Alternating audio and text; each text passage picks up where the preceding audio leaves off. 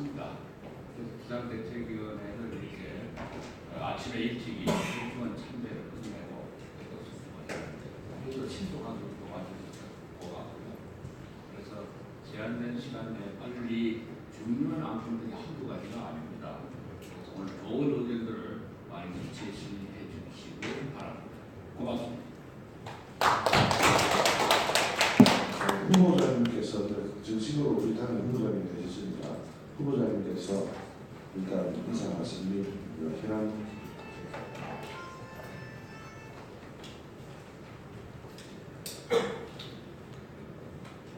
우리 새누리당 창당 이후에 빠르게 새누리당 창당 후보 대통령 후보 선정, 당사 계약, 또 선대위 발족 이렇게 시간이 하루하루 이렇게 빠르게 진행되고 있습니다. 우리 새누리당 본부당의 사무총장께서 새누리당 창당 전에 경찰에서 이렇게 이렇게 얘기했고, 실질적으로 영장 자체가 기각이 돼서 어제 조사를 잘 받고 오셨습니다. 어떤 건강에 대한 경찰이나 경찰의 여러 가지 수사는 대통령 선거 이후로 이루어졌습니다. 그런 반응을 받고 있습니다. 오늘 현충원 참배를 했습니다. 저희 공룡사 다포트에서 전직 대통령을 다 이렇게 참배를 하고 왔습니다. 특히 우리 중국의 대통령이라는 이승만 대통령의 묘지를 보면서 대한민국의 건국의 아버지는 이승만 대통령입니다. 그런데 초대 대통령의 또 이승만 대통령이 건국의 대통령이라고 했던 그 표시판이 초대 대통령은 아니고 건국의 대통령이 없어져서 이게 국정교과서 논쟁에도 있었다시피 대한민국이 1948년도에 북한이 정부 건국을 했다고 해서 정부 수립을 얘기하다가 국정교과서에 보면은 대한민국 정부 건국으로 이렇게 대한민국 정부 건국되어 있습니다. 그래서 이런 역사의 이 서로의 논쟁 이런 부분들도 1945년도 우리가 광복 이후에 1948년도 정부 건국과 함께 이제 건국의 아버지 이승만 대통령에 대한 평가도 새롭게 해야 되겠다. 이것은 국민의 통합을 위해서도 꼭 필요한 조치다 이렇게 오늘 참배를 하고 오면서 그런 생각을 했습니다. 박정희 대통령과 윤경수 여사님 그 모습을 참배하면서 많은 마음에 참 무거움을 느꼈습니다.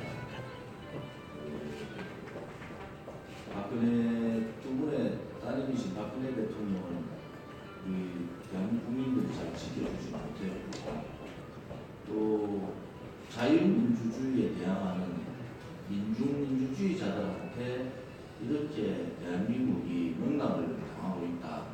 이 생각만 하면은 이 새누리당이 또 새누리당으로 출마했는 저 조원진이 앞으로 해야 될 일이 너무나 많구나 이런 생각을 가집니다.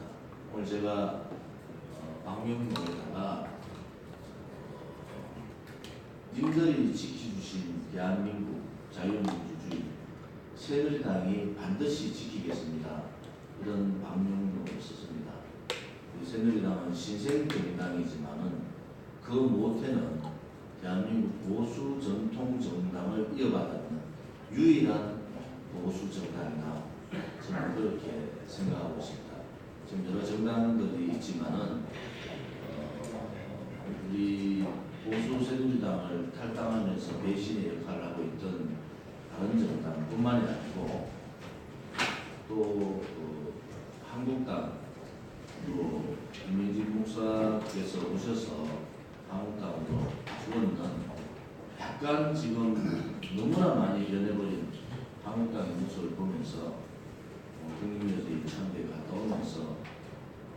우리가 우리 새누리당이 해야 될 일이 또 우리 새누리당의 어깨에 이 대한민국의 운명이 걸려있구나 그런 참 무거운 마음을 가졌습니다.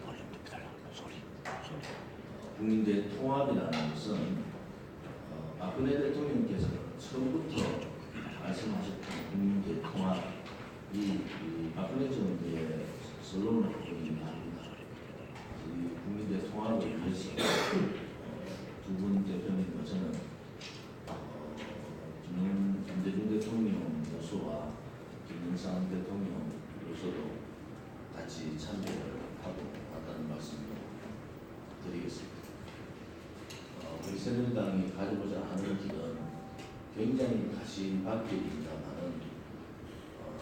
원내 정당으로서 떳떳하게 국회에서 이렇게 비상대책회의, 정당회의를 할 수 있다는 것은 우리 새누리당의 위상입니다. 그래서 앞으로도 이 새누리당이 원내 교섭단체로 저는 1년 내에 원내 교섭단체가 될 수 있다 이런 생각을 갖고 있고요. 다음 지방선거 전에는 원내 교섭단체로서의 지방선거에 임할 수 있다 이런 확신을 가집니다. 제가 이제 기자분들한테도 그 과정, 그 설명을 왜 그렇게 되는 것인지를 설명을 했습니다. 아무튼 지금 정치판이 돌아가는 것이 보수 우파 정당이 괴멸되고 또 우파의 국민들이 괴멸되는 우파 세력이 괴멸되는 그런 상황은 우리 새누리당이 생김으로 해서 더 이상 그런 상황도 없다. 그래서 우리 전 애국 우파 세력들은 새누리당을 중심으로 단결해서 이번 대통령 선거에서 반드시 승리할 수 있도록 하기를 좀 간절히 바랍니다. 저는 모든 것을 내려놓고 우리 우파 전체가 단결할 수 있는 그런 길이 있다면 어떤 길이라도 할 수 있다 이런 말씀을 다시 드리겠습니다. 아무튼 오늘 아침에는 국동방송에 김장한 목사님이 주재하는 예배를 다녀왔습니다. 김장한 목사님께서 하신 말씀 중에서 중도 사퇴를 하지 말고 안기문 전 유엔 총장한테 그런 말씀을 하셨다고 저를 보시면서 중도 사퇴하지 말고 끝까지 해야 된다. 그리고 정치인 말 듣지 말고 정치인 아닌 분들 말을 좀 들어라. 우리 새누리당을 보니까 정치인이 아무도 없어요. 그래서 새누리당에 있는 대표님하고 총장님이나 우리 새누리당 간부님들 말씀은 다 들어도 되겠다 이런 생각을 했습니다. 오늘 국동방송의 김장한 목사님 몇 번 제 이름을 이렇게 금연하시면서 연설해 주시는데 상당히 감명을 받았고 또 저도 교인의 한 사람으로서 저는 뭐 집사 직분을 갖고 있습니다만은 교인의 한 사람으로서 많은 기도하면서 이 가시밭길을 헤쳐나가야 되겠다. 그리고 그 길이 아무리 힘든 길이라도 우리한테는 진실, 정의가 있다 이런 생각을 갖고 있습니다. 여러분들이 오늘 신서울 목사님도 참석해 주셨습니다만 기도 많이 해주시고 또 오늘 오후에는 불교 지도자분들을 제가 또 찾아뵙습니다. 오늘 이 일이 마치면 오량시장 가서 오량시장 상인분들하고 대화를 가질 수 있는 그런 기회를 가지도록 그렇게 하겠습니다. 아무튼 신성정당에 신생정당에 이렇게 관심을 가져주신 MBC, TV조선, 우리 유수만, 유시스입니까? 유수만입니까? 유수만 감사를 드리고 앞으로도 많은 관심을 가져주시기 바랍니다.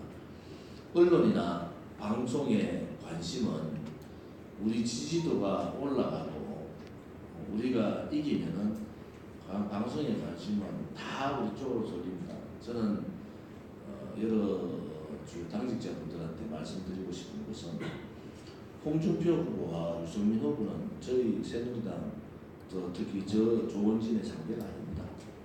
저는 오로지 문재인 후보가 저희 상대다 이런 말씀을 드리는데 왜냐 그러면요. 대한민국의 정체성인 자유민주주의를 완전히 바꾸어버린 자유민주주의의 실체를 완전히 뒤바꾸어버린 분이기 때문에 문재인 후보가 저희 상대다. 위장평화시, 촛불시 그것은 바로 민중민주주의 논리입니다.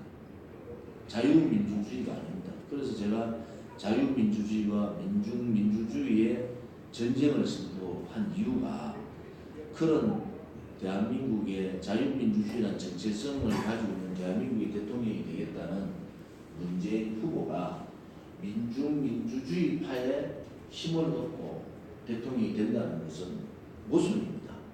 그렇기 때문에 그것은 우리 대한민국 국민들이 또 자유민주주의를 사랑하는 우리 우파 국민뿐만 아니고 전체 대한민국 국민들이 그걸 막아야 된다. 그래서 그 막을 수 있는 정체성의 문제나 이념의 문제에서 막을 수 있는 당은 새누리당밖에 없다. 저는 그런 확신을 가집니다. 어느 논쟁을 하더라도 우리한테 정의가 있고 우리한테 자유민주주의가 있고 우리한테 시장 경제가 있기 때문에 어떤 후보하고도 우리는 이길 수 있다. 이런 생각을 가집니다.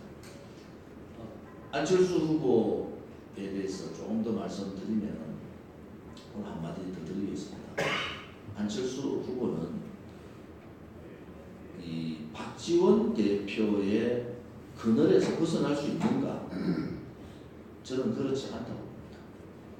그러면 안철수 후보가 사드 문제를 가지고 여론의 변화가 있다고 해서 국민당이 가지고 있는 햇볕 정책의 모든 정책의 변화가 있느냐? 안철수 후보는 이 햇볕 정책의 중요한 몇 가지에 대해서 답을 해야 됩니다. 그 답에서 어긋나면은 우파 국민들은 절대로 안철수 후보를 찍으면 안 되는 겁니다. 첫째는 자 개성공단을 다시 재개할 거냐 말 거냐입니다. 북한의 핵이 제거되지 않은 상태에서 개성공단을 재개할 거냐, 금강산 관광을 재개할 거냐 이게 대해서 답을 해야 됩니다. 두 번째는 김대중 대통령이 말했던 북한은 절대로 핵을 개발하지 않고 핵을 개발한다면 모든 책임을 본인이 지겠다고 했는데 김대중 대통령의 적자라고 얘기하는 국민당의 대통령 후보로서 이 문제에 대해서 분명한 대국민 사과를 해야 됩니다. 북한은 분명히 그 김대중 대통령이 퍼주었던 그 돈이 또 햇볕 정책이라는 너 아래 엄청난 많은 돈이 북한으로 흘러갔습니다. 그게 핵 개발에 쓰였다는 것은 전 세계가 다 알고 있는 입장이기 때문에 김대중 대통령이 말씀하신 북한은 절대로 핵을 개발하지 않고 그 핵을 개발하면은 김대중 대통령이 모든 책임을 지겠다고 했는데 이 국민의당 후보인 안철수 후보는 이 부분에 대해서 분명한 입장을 밝히고 거기에 따른 대국민 사과를 해야 된다. 이런 말씀을 드리고요. 세 번째는 5.18 가산점이 지금 대학가에서 대자보가 붙고 난리가 났습니다. 공직자 한 명이 혹은 대통령 한 사람이 혹은 장관 한 사람이 자기 자식을 조금의 인센티브라도 특혜를 줘서 입사를 시키면은 감옥을 가든지 지금 거기에 문재인 후보도 지금 걸려 있잖아요. 이 국민의 지탄이 엄청난데 5.18 유가족에 대한 부분이 도대체 어느 선까지 이 가산점이 들어가고 있는 건지 이게 만약에 몇천 명이 매년 그런 가산점의 혜택을 받는다고 하면은 이것은 진상조사를 밝혀야 된다. 그래서 국민의당 후보인 그 안철수 후보는 이 부분에 대한 분명한 입장을 밝혀야 됩니다. 자, 불공정 경쟁이라고 하는 청년들, 또 청년의 취업문에 시달리고 있는 청년들의 아픔을 어떻게 할 거냐, 거기에 대한 안철수 후보가 분명한 입장을 밝혀야 됩니다. 왜냐하면 국민의당은 광주를 중심으로 가 있는 호남당이기 때문에 그런 입장을 분명히 밝혀라. 만약에 이 부분에 대해서 그렇게 하지 못하면은 안철수 후보는 더 이상 보수파리를 하면 안 되는 겁니다. 그래야 하면은 소위 말하는 대통령 후보로서의 자격이 없을 뿐만 아니라 자기 양심에도 굉장히 거리낌이 많다, 이런 말씀을 드리고, 안철수 후보에 대한 것은 오늘은 이 정도 하겠습니다. 매번 회의 때마다 제가 한 건 한 건씩을 입장을 밝힐 것을 요청을 하겠습니다. 아무튼 오늘 어제 재보궐선거를 해서 한국당이 친박인 사람들이 다 됐어요. 이 현상은 한국당이 지금 무엇을 잘못했는가를 분명히 보여주는 재보궐선거입니다. 한국당 후보가 되니까 한국당이 우리한테 이제는 국민들이 믿어주고 우리한테 힘을 실어주는 것보다 이래 생각하는데, 그분들이 다 친박입니다. 그것은 이제 국민들의 표로서 박근혜 대통령의 탄핵은 잘못됐다는 것을 보여주는 겁니다. 맞습니다. 또 박근혜 대통령이 구속된 것은 너무나 터무니없는 일이라는 것을 국민들이 표로서 이번 재보궐선거의 표로서 보여준 거지, 친박당 홍준표 후보를 지지해서 보여준 것이 아니다. 우리가 새누리당이 좀 더 창당을 일찍 해서 새누리당 후보를 냈으면 새누리당 후보가 되는 겁니다. 맞습니다. 그게 아마 많은 분들이 동의를 하리라 보고, 이번 재보궐선거의 결과를 우리는 겸허하게 받아들이면서도, 또 하나는 우리 새누리당의 창당의 당위성도 밝혀졌다, 이런 말씀도 함께 올리겠습니다. 이상입니다.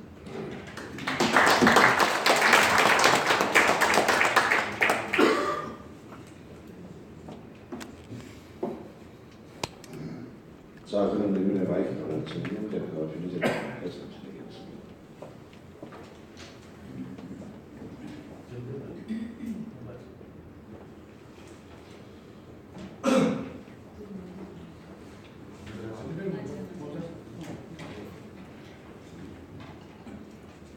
예, 지금 홍준표 한국당 후보가 페이스북에 자기 입장을 밝혔는데, 방금 우리 태극기 부대 로고를 취하한다, 이번 재보선 승리한 거에 대해서, 그리고 박근혜 대통령 탄핵의 진실을 밝히겠다. 이상하잖아요.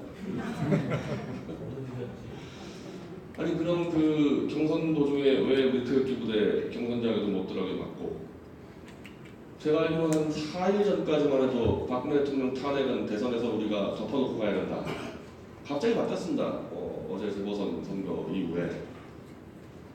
그런데 우리도 마찬가지인데, 우리 후보는 탄핵의 진실을 밝힐 것을 당연히 우리 공약으로 내놓고 나가는데, 그거 갑자기 벼락치기로 되는 일입니까? 우리는 탄핵 진실을 밝히는데 지난 11월 달부터 5개월간 동계 훈련을 마친 특수부대, 그리고 종목이 얼마나 다양합니까?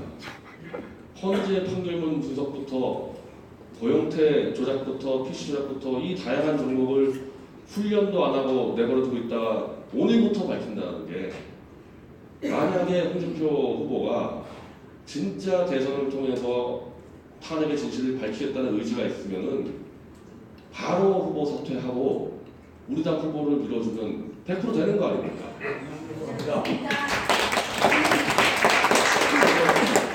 홍준표 후보의 오늘 같은 판단을 지지하면서 즉각적인 후보 사퇴를 요구하겠습니다. 우리한테 맡겨주면 다 진실 밝히고 보수 다 살려낼 수 있습니다.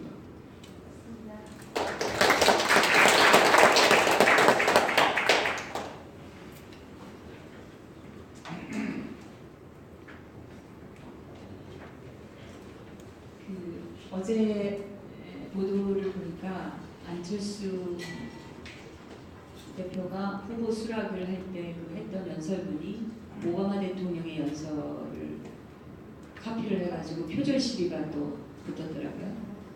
네, 그게 뭐 미국 대통령 연설문을 한국말로 바꿔서 하면은 국민들이 모를 거라고 생각하셨는지, 저는 이 안철수 그 후보께서 그동안에 어떤 많은 그 행적을 하시면서 뭐 예를 들면 카이스트 교수도 하시고 또 서울대 융합과학대학 원장도 하시고 그때마다 오랜 기간 동안 거기서 재직하면서 그 학교와 대학원의 발전에 기여하겠다는 약속을 하시고 들어가신 걸로 아는데, 거기서 어떤 결과나 이런 것도 내지 못하시고 금방 다음 단계로 넘어가면서 그 학교와의 약속을 어기신 부분, 저는 그 책임을 다했다고 생각하지 않고 있고, 그래서 그런 그 무책임한 그 행적을 하셨는데 이제 또 대선까지 지금 나오신다고 하고, 특히 서울대 융합과학대학원장으로 가실 때 그 부인을 거기 의대 교수를 시켜주면은 자기가 그거 맡겠다고 얘기하셔서 끼어팔기 하셨다고 하는 그 얘기를 들었습니다. 이거 이미 많이 보도가 됐던 부분인데, 이런 부분들에 대해서 명확한 해명과 그 무슨 소신으로 그렇게 하셨는지, 그리고 융합과학대학원장을 하실 때 거의 한 1년여 남짓 고작 근무하신 걸로 아는데, 그 기간 동안에 전국을 다니면서 이분이 그 세계적 석학이라는 현수막을 걸어놓고 토크 콘서트를 하고 다니셨지, 융합과학원의 발전을 위해서 융합과학대학원 장으로서 그 어떤 일을 하셨는지 저는 명확히 그분이 그야말로 서울대에 재직하시면서 했던 기여에 대해서 좀 공적을 좀 국민들께 소상히 설명을 좀 하시는 게 옳다고 생각합니다. 어떤 기여를 하셨길래 그런 자리에서 그 국민의 세금으로 월급을 받고 계셨었는지, 그리고 거의 종신으로 근무하겠다, 종신교수, 카이스트도 종신교수 하시는 걸로 제가 알고 있는데, 가셔가지고 그 약속을 어기시고 하루 또 옮겨 다니시고 하신 이런 그 책임감 없는 행동에 대해서 국민들이 다 알고 있다는 거, 그러니까 그 부분에 대해서 저는 명확하게 서울대에 어떤 기여를 했는지, 무슨 활동을 했기 때문에 그 자리를 받으실 수 있었는지, 부인이 왜 그 교수가 되셨는지, 이런 부분에 대해서 명확한 입장 표명이 있어야 된다고 생각합니다. 오늘 제 얘기는 그 얘기를 드리겠습니다. 지금 이제 안철수 후보 지지율은 사실 남이 차를 잠시 빌려 타고 있는 겁니다. 그쪽 우리 보수 쪽 갈 곳 없는, 보수 쪽 후보가 없을 때 갈 곳 없는 표가 잠시 글로 가 있는데, 이제 진짜 보수 쪽 후보가 생기기 때문에 이제 우리가 그 차 찾아오면 됩니다. 우리 차 잠시 불리줬다가 이제 찾아올 테니까 뭐 크게 신경 안 써도 되지 않느냐. 자, 그리고 지금 이제부터 회의를 비공개로 전환하겠습니다. 기자님들 잠시 좀 나가주시고요.